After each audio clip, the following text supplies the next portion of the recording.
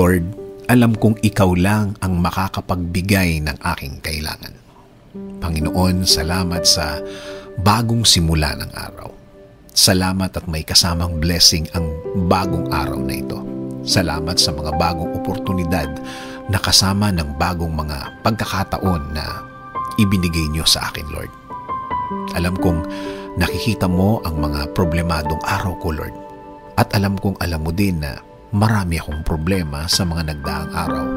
Alam kong nakikita mo din na malungkot sa mga araw na ito. Alam ko din, Lord, na ikaw lang ang makakatulong sa akin.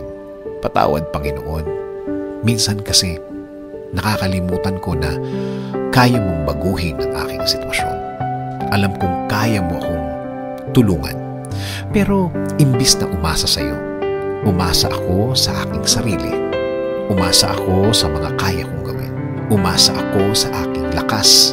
At alam na alam kong kulang ito. Kaya ngayon, Lord, lumalapit ako sa iyo at humihiling na ikaw ang manguna sa aking araw ngayon. Ikaw ang mag-lead. Ikaw ang magbigay ng direksyon sa aking araw ngayon. Ikaw ang mag-provide ng ways para mabigyang solusyon ang aking mga kinakaharap ngayon.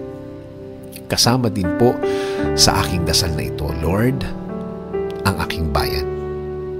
Alagaan at bigyan niyo din po ng direction at guidance ang mga namumuno.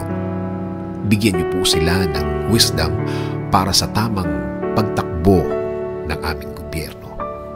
Ilayo niyo din po ang mga taong ito sa pag-iisip ng masama.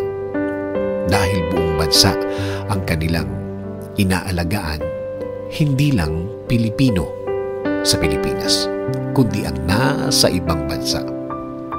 Panginoon, alam ko pong wala kayong masamang plano sa aking buhay. Alam ko pong ang lahat ng plano mo ay sa ikagaganda ng aking buhay at sa ikaaangat ng aking araw-araw. Hindi lang para sa akin, kasama na din ang aking pamilya.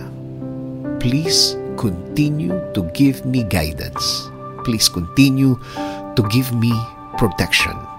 Please continue to lead my life, Lord. This I ask in Jesus' name. Amen.